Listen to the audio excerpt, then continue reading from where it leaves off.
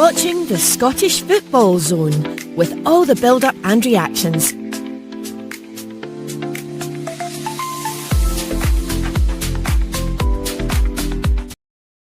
Hello everybody, welcome back to the Scottish Football Zone. You join us on this Monday night. What's been another blockbuster weekend in Scottish football. I had to pull out the big guns for this show. As you can see, I'm no Michael, but you actually can't even see me.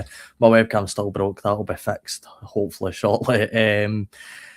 But I'm joined by an absolute blockbuster panel. First of all, joining me, as you've probably seen him on this show before, he is a big Hearts TikTok content creator, growing it to over 10,500 followers at the time of this show. It is Graham, aka Hearts Enthusiast. Graham, mate, how are you doing? Very well, mate. Even happier after the weekend, pal. You will be. We'll get on to a guy that's probably not so happy after the weekend's result. As Owen, you've been on the show a few times. How you doing, mate? I'm not bad. How are you doing? I know, bad. I can still see the disappointment absolutely streaming at your face with that game on Sunday. But we'll get into that.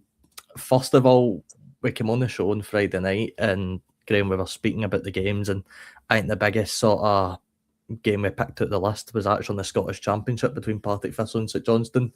We bigged this up to be an absolute classic, and it finished a boring draw. How did you find the match? On my TikTok before the game, I said, I can't wait for this. This is going to be a belter. I hope I've not just jinxed it. Well, it turns out I did jinx it. It was awful. It was a really poor game of football. I mean, you could probably tell that obviously both teams going for a title. The point was better for St Johnstone. I was disappointed in Partick being at home. They didn't really create a lot. It really didn't have that spark that it needed. I mean, St Johnstone fans were delighted. They're going away a point clearer, but it was such a poor game, and I was expecting a lot better. Aye, Owen, I sort of flung my body on the line on Friday night saying I thought Partick were going to come back and win the league. I don't know about you, but it feels that's probably just a deflator that probably wins it for St Johnstone now in that title fight in the Championship. I think so. Obviously, St Johnstone will be the happier of the two. Going away from home, getting a good point, staying 8 clear. So they're now, obviously. So watched the first maybe 20 minutes in the game, and I was saying this is boring. I've seen a 0-0 coming from the start of the game, to be fair. So I was right with that anyway. So, but aye, good point for St Johnstone. But aye, and Graham, you look at Saturday's fixture card, and one result that really stands out is Morton winning away at Ayr. How much on the tightrope do you think Scott Brown is now in his job? I think it's 8 games in the league now without a win. He's got to be getting close to some conversations about maybe getting sacked. I've already seen a few things on Twitter and that from Ayr United fans saying he has to go, which seems a bit harsh. He has done a fantastic job. Yes, they kind of fallen off a little bit, but I think overall he's done a very good job. I thought he might be in with this shout for the Aberdeen job. Clearly not, but I understand why United fans are concerned, but I think overall you've got to look at the job he's done from where he's taken Ayr from, and I think he's done a decent job. So I think it's harsh to say that he probably should be sacked. Aye, and joining us now on the show is obviously my good co-host Reagan. Reagan, how you doing? Hi Robbie, how you doing? Aye, not bad. I'm doing well. We were so I was just to say we were touching on Friday night's Championship action. Obviously, you'll probably be a bit more disappointed in the group with Partick Thistle drawn 0-0 with St Johnstone. How did you find the game? I was a bit disappointed in Partick Thistle, to be honest with you, but I did say before the game 3 big players injured and stuff like that, so I did expect St Johnstone to probably win. But I don't know about you guys, but there was a few times in the last sort of 10 minutes where Partick Thistle, they had like a free kick in a corner and they played it short instead of throwing it in the box. I don't know why I don't know why they played like that, to be honest with you, but I think St Johnstone are now nailed on for the title. But I suppose the big thing for me, Robbie, is that Partick Thistle play on Tuesday, then they play on Friday, so there's a chance for Partick Thistle to get over 2 points behind St Johnstone before St Johnstone play against McQueen's Park on Saturday. So, yeah. Aye, it'll be a pretty big week for Partick. I think it's now about how they cope with probably the playoffs. I can't see St Johnstone dropping that many points, but just when you mentioned about set pieces, it is interesting on because you're starting to see a lot more teams do that now. I think Rangers are the big culprits. They like to play a lot of short corners now. I know Falkirk have done a couple of them as well. So you're starting to see a few more teams sort of switch out of that short corner and short free kick routine. 100%. Actually, obviously when you watch the Rangers game on Saturday, there was a few short corners as well, and there was especially some as well when we played them at Ibrox twice. There was a lot of them as well. So but I generally think short corners are sometimes a waste, but they could pay off at some points. But you never know. You don't know your luck in the day. Aye, Graham. I suppose there's always a science behind these sort of things in football. You know, you see it a lot of the times with different kick-off routines and all the rest of it. I suppose it's something that more teams are maybe trying to adapt to try and catch teams off guard at the back post. I hate it, mate. I hate it. Get the box. It winds me up when you play a short corner and the ball doesn't go in. For a centre back going up, especially in the last few minutes when you may be chasing the game and need someone out of it, and you play it short and it doesn't come in the box, it winds me up. Get it in the box. And also, something else that I really annoys me up as well. I want to rant now. See, as a professional football, see if you can't beat the first man from a set piece, you should be fined for every time you don't manage to do it. Forget it. Aye, it's one of the the championship matches, though. I want to talk about this because Partick Thistle fans are going crazy. I've been listening a lot of the podcasts, and Partick Thistle fans are going crazy because Brent Stanway, Ben McPherson, and De Souza are all three players that could easily be playing for Scotland. The under-21s, definitely. Aye, there's. I've seen a lot of people complaining about the under-21 squad when it got announced. Some people saying the picks are worse than Steve Clarke, which is debatable. Robbie, I don't know if you agree, but I don't know how that is. It Scott is still in charge of the squad. I mean, he's been there for about 10 years, and we've never ever progressed. We've never progressed under him. You see a few of the under-21 results, and some of them are just dead flat. And to look at, when you look at the under-21s, Graham, you're seeing some brilliant players in there, and they just never really delivered it. And I mean, you've seen a lot of progression over the years, I suppose, with the men's team and the sort of national team front. We're qualifying for major tournaments, going to these sort of big events, but the under-21s always just seem to sort of be doing qualifiers a lot of the time, or friendlies. Yeah, I don't tend to watch a lot for under-21 football. I don't know why. It just doesn't really get me the way the proper national team does. And I think you're always looking at can any of these players make the step up to the actual proper team? Very few of them actually are. So, I mean, I think it's Scott Gemmell that's the manager. I mean, the worry would be that if Steve Clarke ends up leaving, Scott Gemmell might actually do it. Oh, no chance, Graham. Don't put me in a bad mood. It's just Monday. It's just Monday.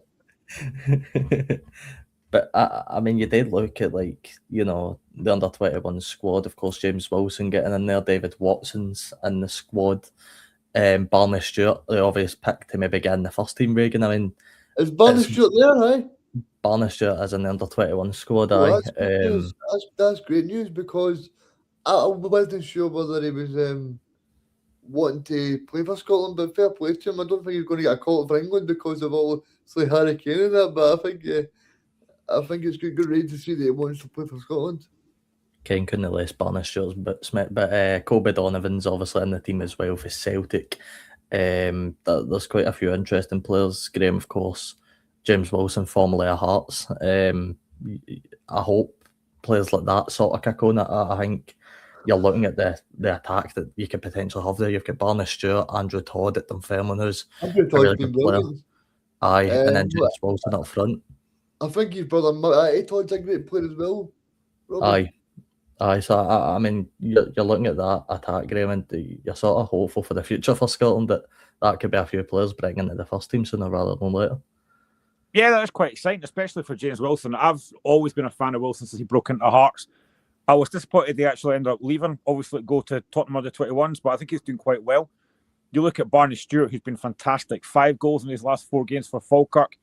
They do have a lot of good attacking options there, and that's something that Scotland desperately need, because I'm not a fan of Lyndon Dexter Adams. I just don't think they're good enough. I'd love to see these young guys coming through. Andy Todd for Dunfermline. Every time I see him, he's just got something about him. He's got a real spark about him. He's a very, very good player. I don't think he'll be at Dunfermline long. I think he's too good for them. He plays in the best league in the world, Graham. The Scottish Championship. Best league in the world. It's been a pretty good league this season, to be fair. But, lad, I'm sorry to be getting on, but we've put this off long enough. We need to go to Tannadice on Sunday. I can see. We need to go there. Aye, unfortunately, today I can see Graham's big shiny smile coming through the camera as he's buzzing after that. But it was Dundee United 2, Celtic 0. Owen, I'm going to come to you first. We obviously seen this. We were sort of speaking to each other. This match wasn't just a Dundee United 2-0 win. This was a Celtic battering, in my opinion. This was Celtic getting properly battered, which I would describe as a worse match than the Nancy team that went out of It was a terrible game. Owen, how would you sum up coming from your point of view? Obviously, I remember you saying that. I remember obviously you bring that last night about the Nancy game as well. So it was definitely worse than that one because we could have been out of sight in the first half in that game anyway. It was just poor, really bad from start to finish. Literally, it was just nothing. Literally, I think you could give us another 90 minutes and we were not scoring in that game. Honestly, it's just so bad. Literally, couldn't pass a ball to save ourselves or anything. Like, there was just nothing incredible done because they played incredible last night. Aye, Reagan, what a performance for Jim Goodwin, but from Celtic's point of view, there was a few things I was a bit sceptical with the starting 11. I thought, if you actually look at the way the game went, I cannot work out for the life of me how Callum McGregor worked his way back into that starting 11 so quick. I tell you why he's wanted into the. I tell you why he's wanted to be back in, Robbie, because the rest of the squad are rubbish. I don't know if you know this guy, but I thought Shane Moon come on and he was absolutely rotten. He was terrible. And not enough people are saying it. You know what I mean? I've been seeing online people talking about Chavan Chara being missing and people like that. But I think Burner, see if you're Bernardo and you're walking around Lennoxton this morning, you're going, how am I not making the squads? How am I not making the squads in this Celtic team when we're playing absolutely terrible? I mean, Robbie, fair play to Robbie's pal, big Jim, a big 3 points from him. I hope Robbie was having a glass of champagne to celebrate on last night. I mean, Jim, we're having it together. Aye, but I mean, Celtic. To be honest with you, Robbie, I don't think Celtic or Rangers particularly deserve to win the league. To be honest with you, Robbie, I think the champions are sitting there right in Edinburgh. I think that club totally deserve to win the league for me. I don't think Celtic or Rangers. I think both of them are bang average, and I think Hearts have been absolutely brilliant this year. Aye, and Graham, we've actually not had the chance to ask you since we last spoke.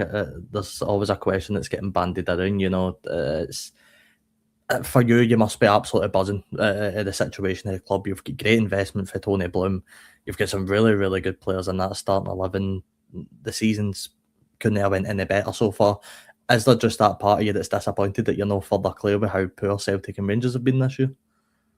Yeah, I think so. And I think some of the points that we've dropped have been really poor. I mean, the home form's been really good. We've not lost at home. But we drew against United and Kilmarnock at home, which was damaging.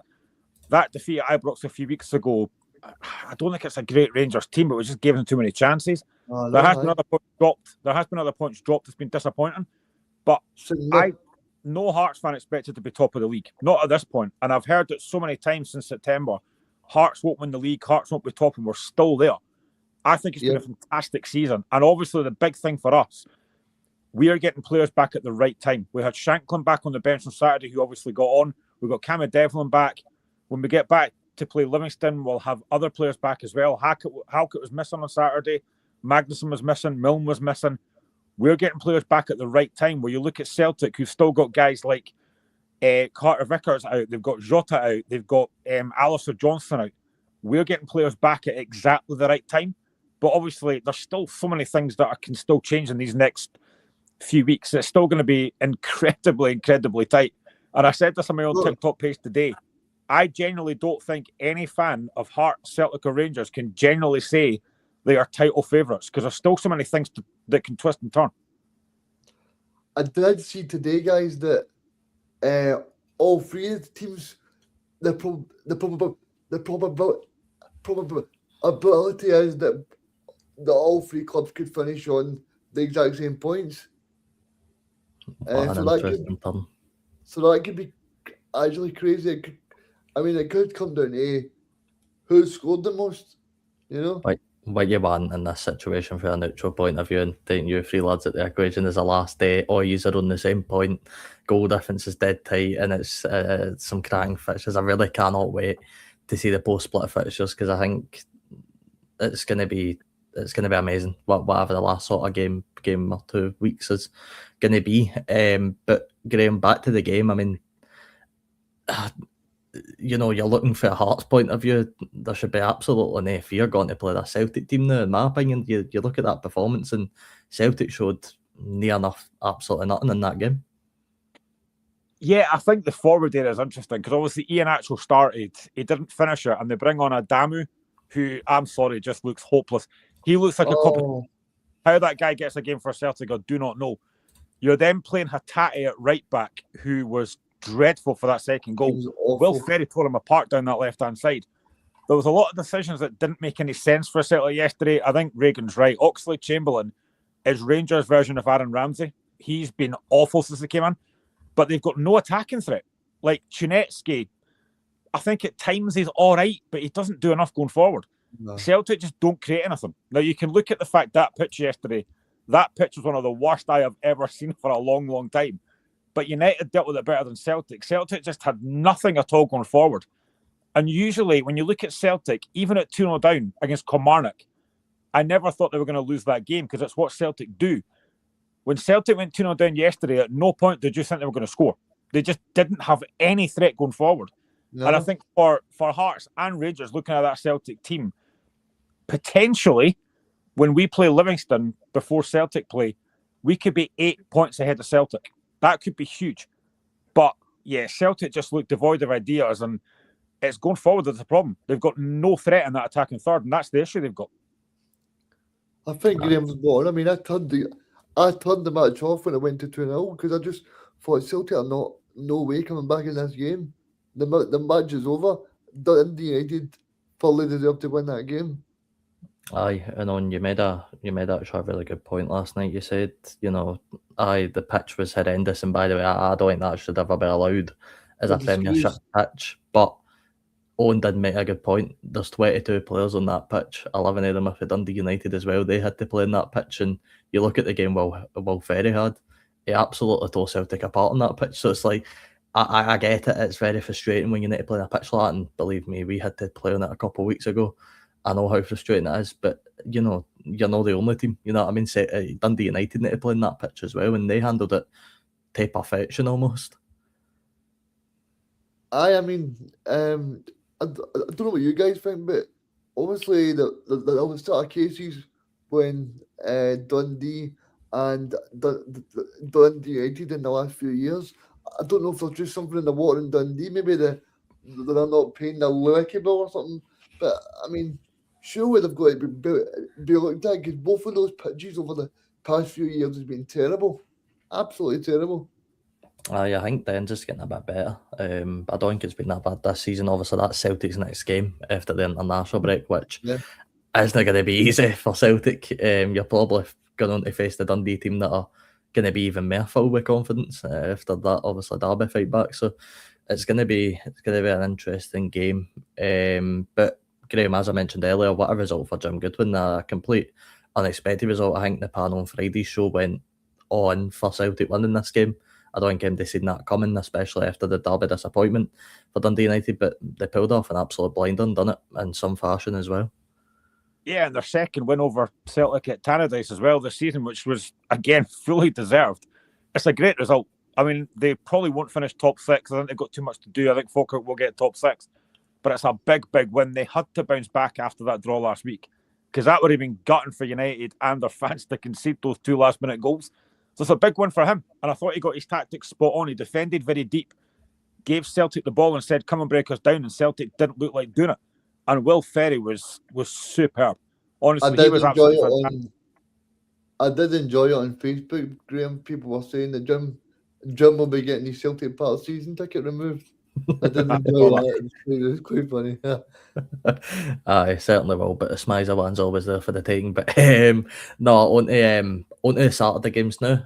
We'll go to Ibrox first, where I've got to say, guys, it was another battering on the card zone. It was Rangers 4, Aberdeen 1. The goals come for Chukwane, Mikey Moore, Nico Raskin and Tavernier. Of course, Geiger did get a consolation for Aberdeen, a goal that maybe could have seen a fight back into the game, but I think Raskin was very quick to put that to bed. And it's a win in which Rangers needed, because there's been so many talks around Danny Rowe, there's been so many talks around the team whether they could go out and put a side like this to bed. You know what you're getting with a Stephen Robinson team. He's very stubborn, he's very defensive. He likes his team well structured when they're going to Ibrox, and you're seeing it's worked in previous years with St Mirren, but you go to that game and Rangers looked like they could have scored 5 or 6 in this. No, 100%. Actually, Rangers look actually back to their best a wee bit in that game.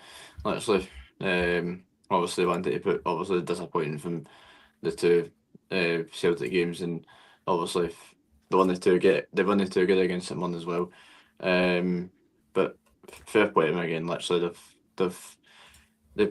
Hearts put the pressure on early on, and they managed to see it out with 4 nice goals. Aye, and put even more pressure on Celtic, who obviously we just spoke about losing at Tannadice. But Reagan, one player that's catching, I think, the eyes of everybody, and not even just in Scotland, Mikey Moore.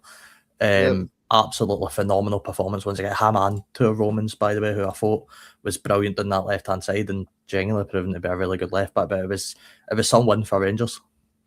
I thought Rangers played really well, to be honest with you, Robbie. I thought they played Aberdeen off the park, even though Aberdeen are pretty rotten at the minute. But I think Mikey Moore has proved me right, because I did think he would do very well in Scotland. I thought he would actually show people that he's a very, very good player. I think, no disrespect to Rangers, but I think he'll move on to bigger and better things next season. Well, I definitely hope it's not going to be in the Championship with Spurs anyway, but I think he will move on to bigger and better things anyway. I think he's got. I don't see it right now, but I think he could easily play with Tottenham one day. I think he's got all the quality needed. Tottenham now, Aye, well, anybody could play with Tottenham now, to be fair. But welcome into Corey Flood. Welcome in, mate. I hope you're doing well. Hope you're having a nice Monday evening. Graham, again, there was a lot of questions. I still look at this Rangers team for being a long way away from a finished article. I think the biggest thing for me that I even spotted in that game was it's another game gone. I know Naderi getting assists, but none of the strikers getting on the score sheet in this game. The front two, to me, still looks like it could be doing with a bit of work, but overall, Rangers were vastly impressive in that game. They were, but it was helped by the fact they were taking on a very poor Aberdeen side. I mean, Aberdeen were horrific. They are such a poor side, and they're in serious trouble. But the thing is, Chermiti is such an enigma, because one minute he looks fantastic, the next he looks really ordinary. He seems to score in big games. I don't really get the hype around Naderi. For me, he looks really poor. I haven't seen anything of that guy at all. Same as the guy Scott Wolfson, seen nothing of him either. Rangers have definitely improved. There's no doubt about that under Danny Rowe. They are looking a bit better defensively. They don't concede too many chances. At Ibrox, they're very good. They don't lose a lot of games. They've only lost 2 games this season, ironically, both to Hearts. But they were helped by the fact they were taking on Aberdeen. Aberdeen were rotten, yep, I agree with you. See a point on Aberdeen, do you think they could be genuinely get relegated? Aye, they're right in the mix now, aren't they? I mean, I thought when I seen the appointment of Robinson, I was like, all right, well, as a manager that knows how to keep our teams afloat, he's got it in him. But I'm not going to lie to you guys, they don't look much better than they were coached under Peter Levine, to be honest with you. Their next game is Paisley. I mean, that is going to be their biggest game of the season. Robinson going back to Paisley. That is going to be huge. And I don't see Aberdeen winning that. I genuinely don't. The smile on my face when you said that was glorious, Graham. I cannot wait for that game. Oh, I can't wait. Oh, it's going to be brilliant, especially if we beat them, man. But anyway, that's for 2 weeks show. They were very, very poor. Barely created anything in the game, to be honest. They did get a goal through Geiger at a point where I thought it was going to maybe spark a bit of a comeback that came for absolutely nothing. But Owen Rangers seen it out in fashion. I mean, that Tavernier free kick was absolutely wonderful. But my only complaint would be, what is the goalkeeper's positioning in that free kick? He's standing far too left. But don't take it away for Tavernier, because he's got a lot of critics there the last few weeks. But it was a well placed free kick. Literally, you've seen Tavernier for the years. Like, his free kicks are incredible. Literally, he knows how to get it over the wall and get it in the right position to go in the top corner or something. As everyone criticises goals for the position because they need to be in the middle of the goal. If they're not in the middle of the goal, then they've got the chances of saving it is really difficult to know. So, but he's had a lot of criticism for the last few weeks anyway. Especially with his penalty, that was quite funny stuff. But nah, good free kick, and obviously they've seen it as it should be. Aye, and Reagan, you look at Rangers next game, they played Dundee United. They obviously just picked up a win versus Celtic. I get it's at Ibrox, but that'll be another tough run-in for Rangers. Of course, Falkirk away the game before the split as well, so it's not going to be easy for them. I think Rangers will win against Dundee United, Robbie, as much as you're a big supporter of German, what he does. But I think the match against Falkirk is going to be a key win, because I think if Falkirk I think they could possibly do the Jambles a favour, and then you're looking at, if I think Hearts playing Motherwell on that day, and as much as Motherwell are playing well, I thought they played absolutely awful on Saturday. I watched that match. I had 2 matches on. I watched the Hearts and the Dundee game and the Motherwell match as well, Robbie, and I thought Motherwell were just slow for the very first time this season. Aye, and we'll move on to that Hearts match at Tynecastle. Graham, we'll come to you first. Obviously, it was a 1-0 scoreline to Hearts. I think a few years actually predicted this on the show on Friday. Actually, one goal would probably win it for either team. It was one goal that saw it was Ocean McKenty that scored the goal. Frankie Kent, of course, getting a red card. Graham, we'll come to you. What was your assessment of this, and what was maybe going to prove a vital win by the time the season comes to a close? The main thing was the win, but I was disappointed in the first half. I expected a reaction after last week, but I thought the intensity just wasn't there in the first half. We didn't really create a lot. We had one real chance with Kabore, who should do better. All he's got to do is just dink up. I don't know what he tries to do with that. And I was hoping for better in the second half. I think we got it slightly, but the biggest thing for me was having Cammy Devlin back. And then the game for me changed in the 54th minute when we brought Lauren Shankland on. The lift that gave the crowd, the lift that gave the rest of the players was so important. Kabore is such an enigma for me. Sometimes he looks all right and other times he doesn't look that great. But having Shanklin back just brings a completely different dynamic to Hearts. He was fantastic when he came on, but the header from McEntee, I think he's very underrated by Hearts supporters. He's such a good asset. And I think we did deserve to win the game. Dundee really didn't create a lot. You know, they sat back and defended quite well. But the big thing was we had to win. After last week, we just had to win. And that's something that Hearts have done well this season. Whenever we've lost, we've then won the next game. If we have to keep winning games 1-0, I don't think my stress level can handle that. I'd like a bit more comfortable, please, Hearts, if you can. But just the big thing was winning. That was all that matters, was getting 3 points, and we did it. Graham, of course, one player that did go off before the game started was Craig Halkett. Is there any update on how he's doing in terms of his fitness? He should be fine for Livingston in 2 weeks' time. It was nothing major, but when I saw the team sheet and he wasn't on it, I thought, oh, no, here we go. I actually thought, for me, the biggest miss was Harry Milne, because Jamie McCart's a good defender, but he doesn't give us that attacking outlet that Harry Milne does down the left. But McCart was fine defensively against Cameron Congreve. I thought McEntee handled Jogan really well, 2 very creative players. So it's our 4th consecutive 1-0 home win. If we keep doing that, we're going to win the title. But I can't handle any more of this, man. I want more comfortable. Yeah, I mean, sorry, Regan. No, I'm just going to say, I watched the match and I thought it was sort of cruise control perhaps. I didn't think Dundee really created too much, as Graham said, but I think the big chance just before half time, he probably should score. But I think as long as Hearts get these 1-0 wins, nobody's going to care. But I think the big thing for me, I think Graham will keep me right, but I think that means that Hearts we need to go to Motherwell, we need to go to off the Celtic Park, we need to go to their closest rivals as well. So that's 3 big matches that I think will be very tough for you, Graham. I don't think you'll have many fingernails left after the 12th of May, will you? Mate, I've barely any hair left, let alone fingernails. I don't know what I'm going to do in the next few weeks, seriously. And the thing is, you know, you talk about having to go to our rivals. Hibs away when we're trying to win a title. Jesus, that's going to be... I don't think I can handle this. And Robbie said it earlier that he hopes this goes down to the last day. No chance. I couldn't handle that. The thing is, well, Graham, I don't know if you guys have really thought about it, but I don't know how they're going to do these split fixtures as well, because I don't think they want to put the obviously the Celtic and Rangers game later on in the season, and then they'll not want to put the Rangers and Hearts game straight right at the end, because they'll be thinking of the sort of crowd trouble and stuff like that. So I think both of those matches will be pretty early, to be honest with you.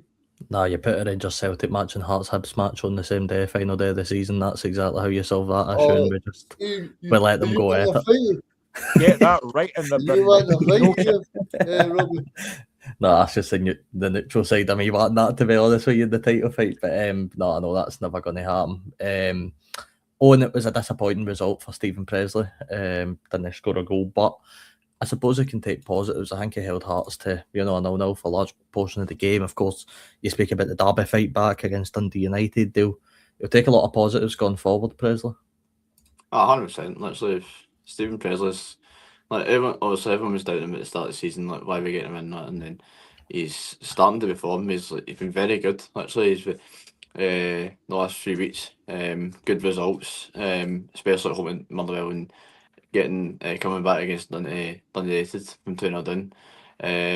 Obviously Saturday wasn't to be, but obviously he had his interview in the game saying he was quite disappointed. He couldn't really create the final pass and stuff like that, or the final or something like that anyway. But it's still positive to take. He's only about to take Castle beat 1-0, so it's positive to take, and obviously he's going to have a lot of confidence going into next in 2 weeks' time when he has the players at the end. So, yep. Aye, and Graham, the sort of last bit on Dundee, what sort of came out as we were going on there is they've lost 1.8 million in the last financial year. I think that's a few clubs now sort of in the bottom end of the league that's recorded such losses. I think Kilmarnock have recorded quite a big loss. I think they expect it to continue, but it's another big chunk of money at a club. You're sort of seeing that all over the place now in Scottish football. You are, and it is a shame, and you always worry about teams that are having those kind of losses. Can they sustain that? It's very, very difficult. I mean, I think Dundee have actually done well. They've lived within their means and done very well. But it is going to be a huge blow if they keep losing that amount of money. Aye. And moving on, we'll go to some of the other Saturday fixtures. We'll go to the Falkirk Stadium where they saw it coming, but long live Craig McLeish, because St Mirren beat Falkirk 2-1. The last time we won away from home was also at the Falkirk Stadium, 2-1. That could not have been more buzzing with that performance. Wow, I actually, everybody on the show, guys, on Friday predicted Falkirk to win. I think Ethan said 4-0 to Falkirk. I think Reagan said 4-1. Everybody had us down for a battering, but we came out on top, and what will probably be, come the end of the season, a very vital win, Graham. 2 great headers, by the way, for Miguel Freco and Liam Donnelly. And what a brilliant win for us and Craig McLeish. Yeah, it's a fantastic win. Again, I don't think many folks thought coming going to Falkirk is never easy. They're a very good side. Barney Stewart's in really good form. He probably should have had a second one. I think the header that he hits the post, he probably should do better. But it's a big win for St Mirren going into that game in a couple of weeks against Aberdeen. I mean, the Freckleton header, I think Scott Bainey would be disappointed. He's got to do better. When he's coming out for that, he's got to do a lot better than he does. The second goal, again, it's a free header. It's a good header, but it's a free header. I think they're going to be disappointed. But for Falkirk, for St Mirren, they couldn't have hoped for a better win. They needed something to happen for them.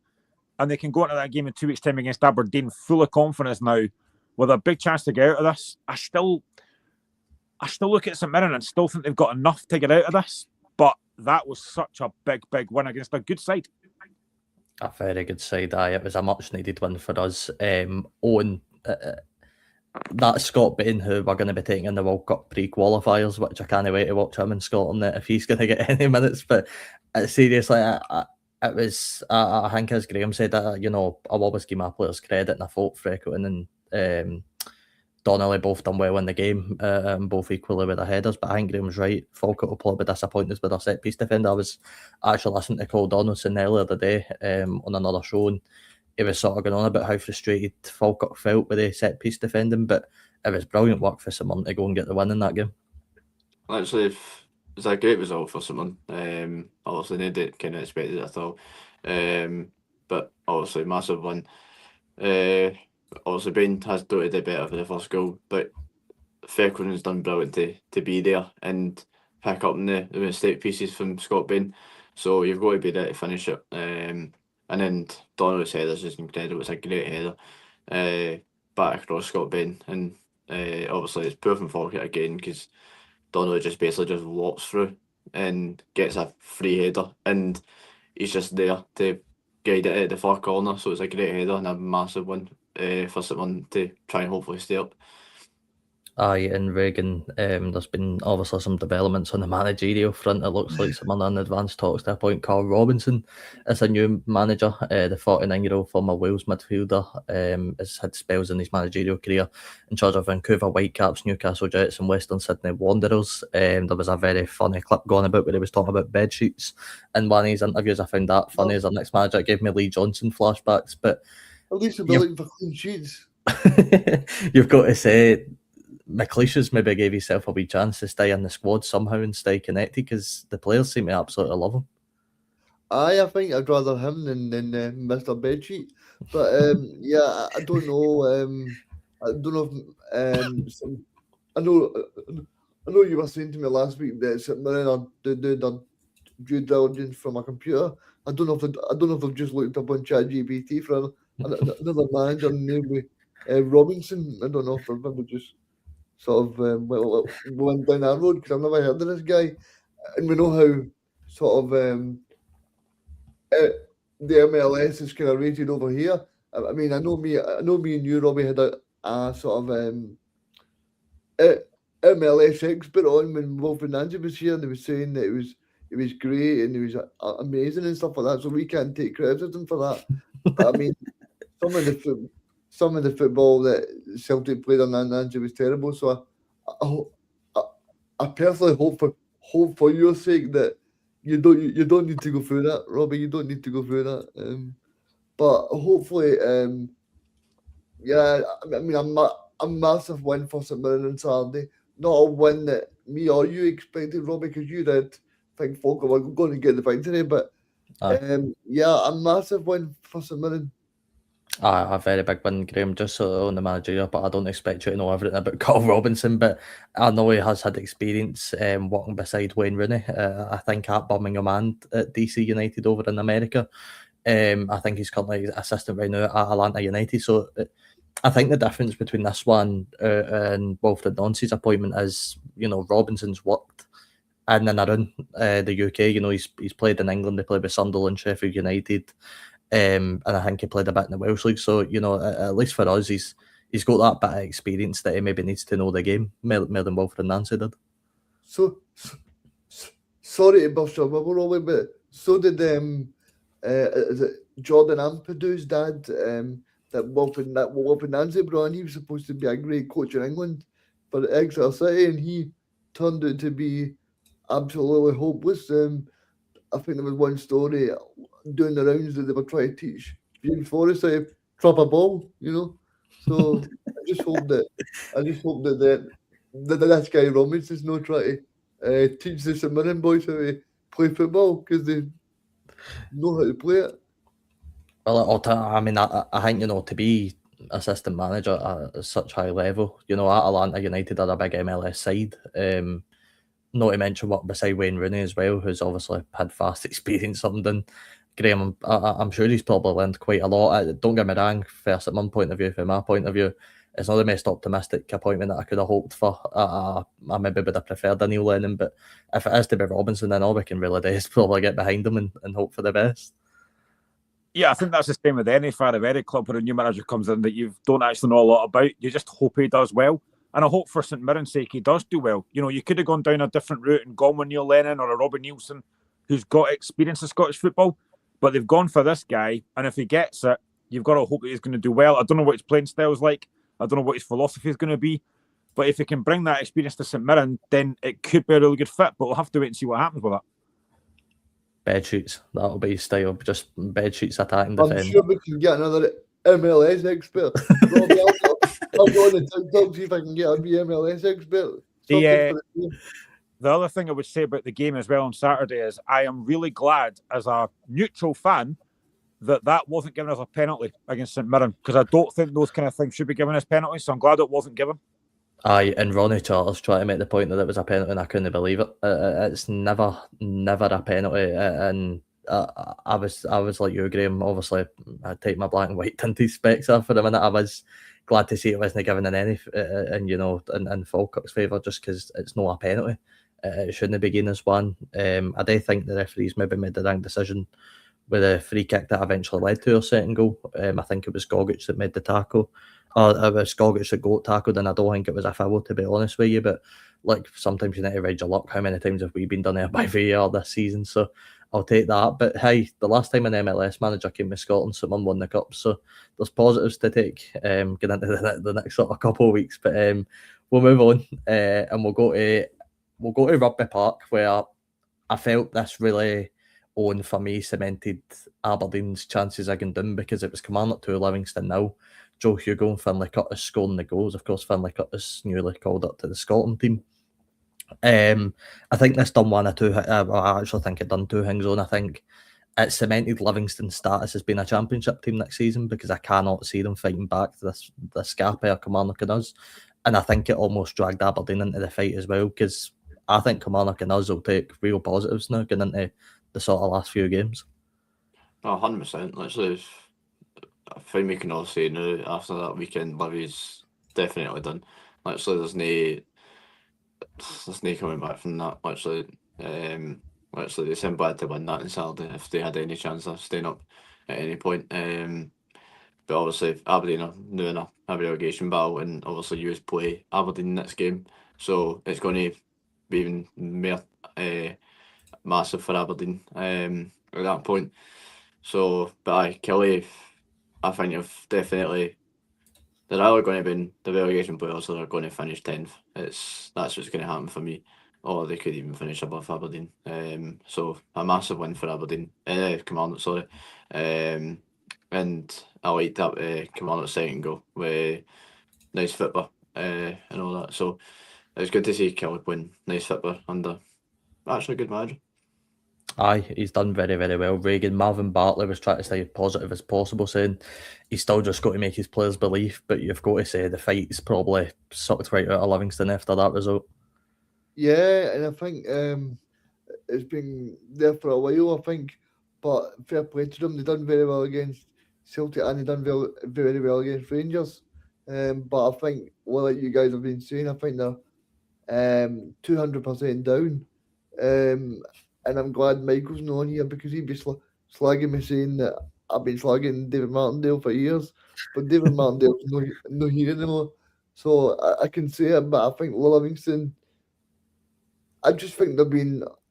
I remember me and you on Robbie at the start of the season. I said the recruitment's been brilliant, but that just shows you why I keep getting employed with the show, because I talk absolute rubbish. But I think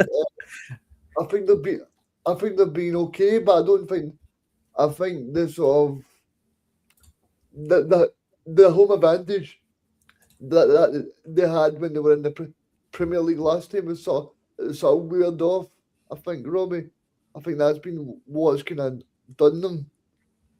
I think just the defensive style as well. I think Bartley's been a bit more braver, Graham, and he's trying to get the players to go for it. He's trying to fire them up, but you take a Kilmarnock team that under Neil McCann's done some absolutely fantastic recruitment, by the way. They've got some really, really good players now. Joe Hugo looks like a really good player, obviously.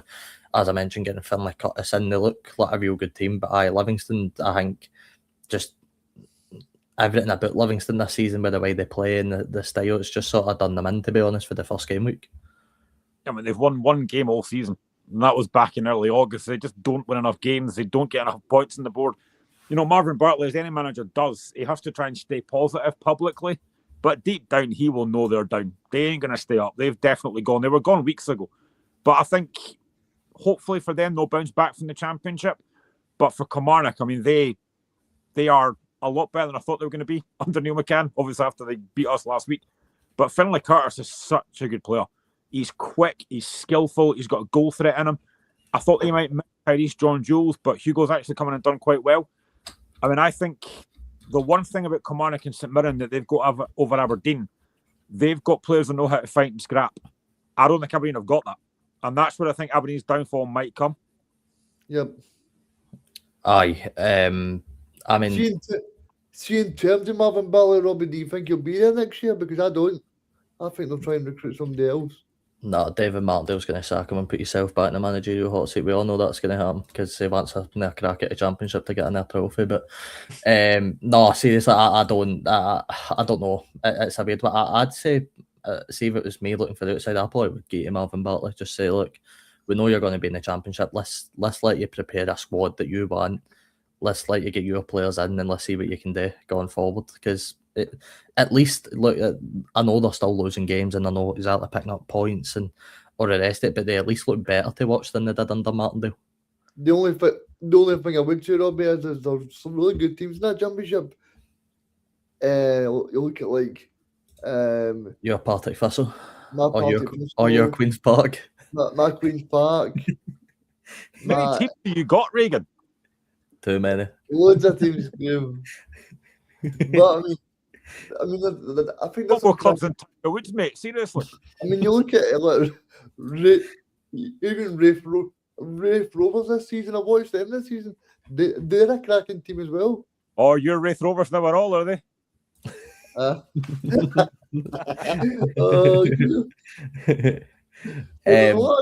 there's a lot of good teams in there, so I just don't see that Livingston will go straight back up. I think they'll be struggling there for a couple of years, to be honest with you guys.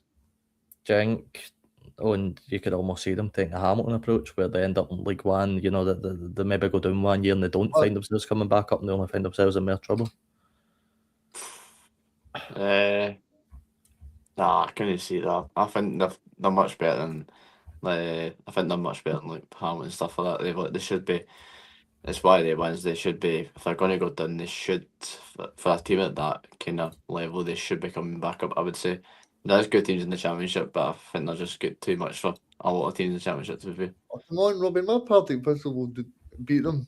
Between Mark and Rafe Rovers and everybody else. No, yeah, I hope you're Partick Thistle there because I actually want to see Thistle in the Premiership, but. No, I don't know. I just, Graham, I get the fear that Livingston one of these days are going to take a tumble down and maybe just no come back up like a Hamilton. I don't think they'll ever end up in a situation like Hamilton. I think they've got good backing, if I'm right in saying some decent investors, but I could definitely see them taking a tumble down to the Championship and maybe not being able to get their way back up for a couple of years. Yeah, it's very possible. We'll look at Ross County. Ross County went down and they were really struggling in that Championship when you actually thought they'd be one of the favourites for promotion. So it can happen. I mean, I think Livingston will probably do enough to do all right in the Championship, but as Reagan rightly says, there are decent teams in the Championship. It's a very hard league to get out of. It's not easy, but you've got to think that Livingston should, with decent quality, should be enough to come up. But the thing is, if you get rid of Marvin Bartley, who else do you get in at Livingston? It's a really difficult one. There's plenty of good managers out there, Graham. Plenty of good managers out there. Carl Robinson. No,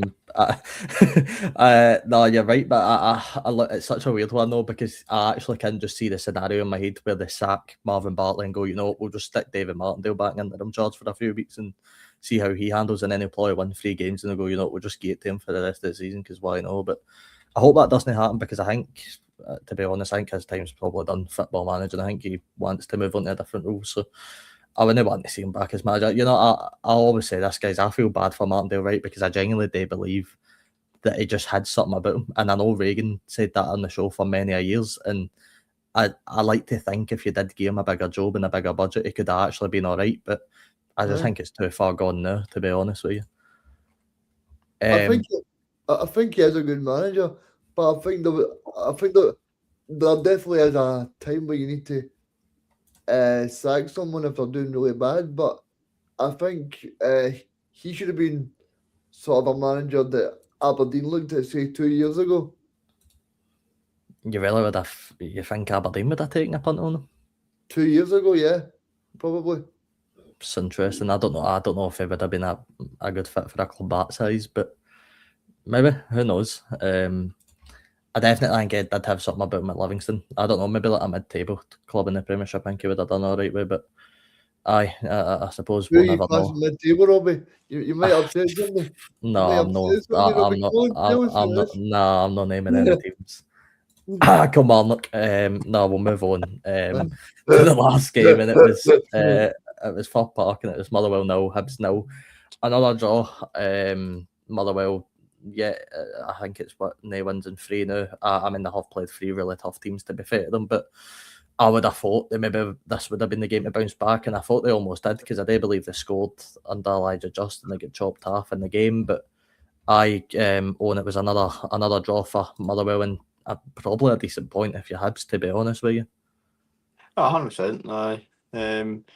Motherwell fans could be sitting there that's 3 wins. We've no won 3 games, we've no won now. But as you said, there's 3 good teams there. Like Dundee were playing well, and obviously they are playing away at Parkhead, which is no easy at all. Obviously we did have to come from behind and won that. And obviously Hibs at home is not going to be easy at all. Obviously they did score, but it's dropped off. But obviously I don't know if they've got next. Aye, they're still looking good. They're looking good for a European place, and they're looking good for 4th place, I would say. Aye, Motherwell host Falkirk at home, and Hibs host Kilmarnock at home. So 2 games where you probably expect both home teams to win. But Graham, in terms of Hibs, I feel, again, I think I showed this the last time we came on, but you're looking at Hibs in 5th position, which for Hibs in the last few years ultimately isn't that bad a position to be in. But they probably are just slightly more frustrated because of how well you're doing in the league, and that's probably the main fans' frustration. I know, and I'm thoroughly enjoying it. I thought on Saturday there were a couple of chances. Martin Boyle had a couple of big chances. He's leaving into the season, which is a big, big blow. But I do think that Hibs would probably be thinking it's not a bad season if it wasn't for the fact that Hearts are top of the league. It wouldn't be quite as bad. Because see, a few weeks ago, I was hearing a lot of Hibs fans saying David Gray's got to go. Given the job he did last season, I thought it was harsh, but it's because of how well Hearts are doing. Like, I've already seen quite a few Hibs fans now said if Hearts win the league, they're emigrating. And I hope that happens. But yeah, it's been a kind of up and down season for Hibs. You don't know what they're going to do one week to the next. I hope that continues. But yeah, it's been an up and down season, but I don't think it's been quite as bad as a lot of Hibs fans make it out to be. It's just that Hearts have just been amazing this season. And Reagan for Motherwell, sorry, they'll be hoping to kick on for the rest of the season, try and get a bit of momentum back in their favour. No too bad performances, to be honest with you, on the swing of things. I just sort of tailed off a wee bit for getting win after win, and Jens will be hoping we can finish the season strong ahead of a potential move to Celtic. I think you're spot on there, Robbie. I think Motherwell this was probably the worst that I've shown in the last few weeks, but I think Motherwell played well at Celtic Park, and they were probably so unfortunate to draw 1-1, but that's the way that Jen wants to play. And obviously the match on Saturday, like you said, they scored and then the goal got ruled out. So I think Motherwell fans will be pretty happy. I think if you speak to them, they'll probably tell you this is probably the best football they've seen in a lifetime. So I don't think Motherwell fans are too downbeat, to be honest with you. And I think Jens will be the Celtic manager. But I'm starting to think, guys, I don't know if you guys seen it, but the Daily Record are starting to report that Steve Clark might be a contender. So I know which football I would rather see. James Berto Askew over Steve Clark. Thing Welcome. is, if he goes to Celtic, does that mean Grant Hanley will go there as well? Oh, Oh Nah, no, Graham! I- you just- It does mean Celtic are going to line up with a front two of Lyndon Dykes and Jay Adams next season, so enjoy that one, lads. I suppose that's all right. But No. I just put him on George Hurst because that guy looks as if he couldn't score into I don't know who, but Better with George Clooney, mate, up front. But no, before we finish up, guys, I do have 3 players. I thought I'd leave these to the end. Graham, Owen, I'm sure you know how this works. I'm going to read out a former or current football players Wikipedia page. I'm going to name team by team, and you've got to try and guess who it is. oh, so it could be somebody right now, eh? Yeah, it can be a current player. Yeah, it can be current or former. 2 of these, I think all 3 of these are former. Actually, I don't think MD's still playing football. I don't know. So we'll get into these and see how we do. A couple of these, I should warn, are tailored towards Hearts. So Graham, I'd be expecting you to get a couple of these. I'll be Here. getting as well. I'm Pretty getting good. these I've got my soft spot for Hearts as well. To be honest with you guys. Right, so the first one, which I think's the easiest pick out of the bunch, this guy started his footballing career in 1980, where he spent 17 years at Hearts, making 516 appearances, scoring 45 goals for the Jam Tarts. Is it Gary Mackay? It is Gary Mackay, Graham, well done. He played for Spurs as well. He played for Spurs as well. Did he play with That was Spurs? Dave What's that?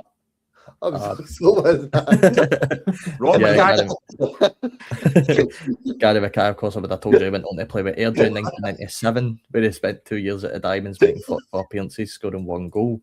He also had 4 Scottish caps and scoring 1 goal in between that. But well done, Graham. You've got the first one. Right, moving on to the second one. This player started his career in 2001, where he spent 2 years at French side Nantes, where he made 42 appearances, scoring 1 goal. Is it Christian Nani? It's no Christian Nadi, what I guess, but I like it. Is it, what do you call him? Sean Kingston? No, Sean Kingston. What's his name? Do you know a singer? You know who I'm talking about? Somebody Sean Kingston. Is it Larry Kingston? It's no Larry Kingston. No. Remember Larry Kingston, Graham? No. You play like him. I can't confirm it's no him. Anybody else got some any ideas? no. Is he French? He is not French. I would give you his nation, but I kind of feel it ruins it if I give you it. So It's probably this guy, actually. You've only had one clue. What was the clue? so Nantes, the French side for 2 years, where he made 42 appearances, scoring a goal. I can move on to the next clue if you need it. On you go, Robbie. Aye, on you go. Right. In 2003, he moved to Manchester United, where he spent 2 years at the Red Devils, making 20 appearances, scoring 0 goals. Oh. For a French team to Man U to Hearts. Oh. Did he play for Hearts?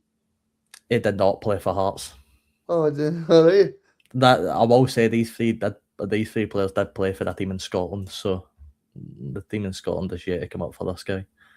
On you. I go, can you keep go. moving. The next few clubs are a bit You go. dodgy, so you're probably not going to get them off of these. But in 2007, he moved to Qatar SC, where he made 26 appearances, scoring 3 goals. Then in 2008, he transferred to OB of Denmark, where he made 102 appearances, scoring 3 goals. In 2012, he moved to Hapoel Tel Aviv, where he made 28 appearances, scoring 0 goals. In 2013, he moved to Partizan, where he made 16 appearances and scored 0 goals. Then, in 2014, he moved to St Mirren, where he spent 1 year at the club, only making 2 appearances, scoring 0 goals. I think this is something mad like Riyad Mahrez or something. No, Riyad Riyad Mahrez in early played for, he escaped on a bike. That's a good story, actually. He did. He escaped on a bike because he found it too cold and wanted to leave, so he took a bike. And then he had to cycle back to the training ground on said bike because I think he left his glove, like a special glove or a special boot or something that he'd left. So he had to go back and get it. So that was fun. I do have some more clues on this player. I could write him off for the rest of these clubs, but they're mostly Indian clubs that he moved to after St Mirren. So, Must have liked India. Must have liked Gary. so some other clues I can tell you. Of course, the big one is he played with Manchester United. He was signed by Sir Alex Ferguson for £3.5 million. Is it Jimba Jimba? That is Eric Jimba That Regan. was- Well done. Jimba Jimba. About to say that. Of course, so good they named him twice. He brought the flat caps to Paisley. Yeah, That was quite good. But it was Eric Jimba. One more before we wrap up quickly. This player started his career in 2002 in the youth career, actually at Hearts, where he spent 2 years there before transitioning into the first team, where he spent 6 years at the Jam Tarts, making 123 appearances, scoring 4 goals. Right. Next clue, I think, Robbie. The Have next you clue, got a name? everybody. What's your name? No, you got a group. You got a name? Graham's hardly intensifying his thinking. Gary Glenn. It's no Gary Glenn, no. What a player he was, and I'll be baldy guy. He scored a good goal in his hips. He scored a good goal in his hips. Remember that goal? In 2009, he moved to Wolverhampton Wanderers in England, where he spent 4 years at the club, making 141 appearances, scoring Christoph 0 Berra. goals. It is Christoph Berra, Graham. Well done. Christoph That is Berra, not- yes. So, what about Christoph? That is some phenomenal guessing for Graham there. I wonder how many attempts I would have took for Michael to get the ones on the show, but He played for Rafe Rovers as well, right? Aye. I think he did. I have shut down the Wikipedia page right now, but I think he did, and then obviously went back to Hearts Any later. other questions, Robbie? Because that was good. No, we're out of time, Reagan. Come on, we're out of time. We can But keep on. I can't Oh. think of one more right now. I've not got one more in me. I thought about these years ago, so Oh. we'll get some more for Friday's show. But first of all, Graham, I'm relieved I got those 2 Hearts ones a lot quicker than I thought I was going to get them. I thought you'd definitely get them, to be honest with you. I didn't see any doubt in that. But Graham, thank you so much for coming on, mate. As I mentioned earlier, you've got over 10,500 followers on TikTok. I mean, Aye, first of all, how does that feel? It feels amazing because when I first started, I thought there wasn't a lot of Hearts content out there. So I thought I want to try and put Hearts content out there. I don't think it was grow as much as it has. So it's been really, really encouraging. And it keeps going up. The next hit, hopefully, is 15,000 followers. But yeah, it's been a lot better than I thought. On you What's- go, Graham. What's the capacity of Tynecastle if you don't have by heart, Graham? It's just under 20,000. All right, well, we'll need to try and get you, try and beat that, try and beat the capacity of Tynecastle. That'll be a good goal. But no, seriously, everybody go and follow Hearts Enthusiast on TikTok. He makes some amazing content. Owen, thank you once again for joining us. It's been a while, but it's nice to have you on the show. No problem, thank you. Reagan, I do believe we've been instructed by our upper hand, Michael, that there's a show coming out next Wednesday. If you want to tell us a wee bit more about that. Aye, so Michael's spoke to the guys before, but it's the guys at the transplant Scotland football. So, but they're going to be on talking about playing Scottish football, but they've obviously had a transplant, so I think that'll be a good show to be involved in. I think it's going to be on next Wednesday, so that'll be good, Robbie. Any more weeks like this last few weeks for Hearts, I'm going to need a bloody transplant.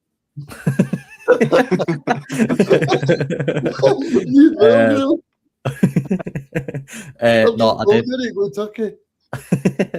I do believe it will be Wednesday 7 o'clock, as far as I'm aware. So we'll let you know if that changes. But we will be back on Friday for the preview show ahead of Scotland. Actually, we're no longer in league business. We're here for Scotland. I do believe me and Owen should be going to Scotland, Japan as well. So you go, we should be if everything goes I'm well. going So to that miss the should be game, fun. Robbie. You missed it. I'm going to see my pal. Right, okay. Stand up to Scottish football. Remember I told you that is it in the social hub in Glasgow. So that'll be good. It's the comedy festival, so I'm looking forward to it. It's better than watching Steve Clark anyway. He has a comedy festival at times, but it should be good nonetheless. But we'll be back on Friday to do our Scotland preview, and then I'm sure we'll be live after the game on Saturday or into Sunday. But gents, all I have left to say is if I don't speak to you before the end of the season, good luck with your title fights. I hope well, I don't actually hope any of you win. I hope Motherwell come from behind and sneak it in the last day of the season or something. But aye, good luck to you anyway. And I will see you guys in the next one. Goodbye.